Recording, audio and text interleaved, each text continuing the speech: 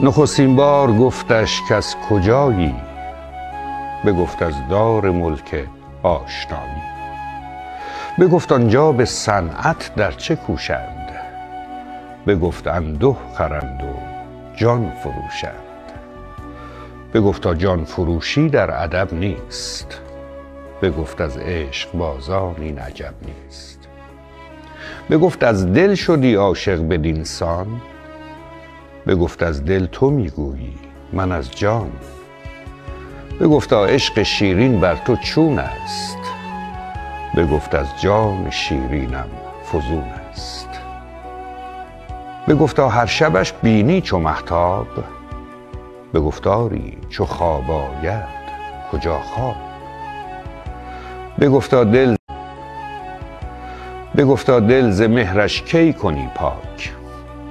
بگفت آنگه که باشم خفته در خاک. بگفتا گر نیابی سوی او راه؟ بگفت از دور شاید دید در ماه. بگفتا گر بخواهد هر چه داری؟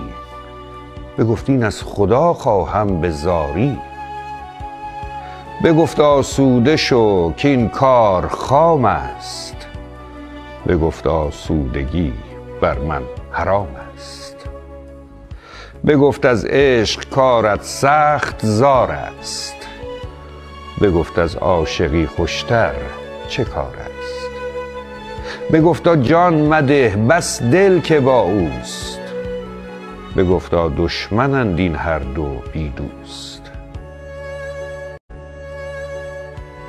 بگفت از دل جدا کن عشق شیرین.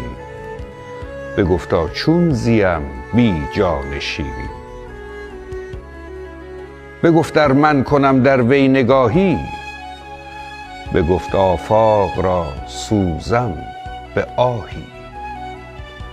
چو عاجز گشت خسرو در جوابش، نیامد بیش پرسیدن صوابش. به یاران گفت کز خاکی و آبی، ندیدم کس بدین حاضر جوابی.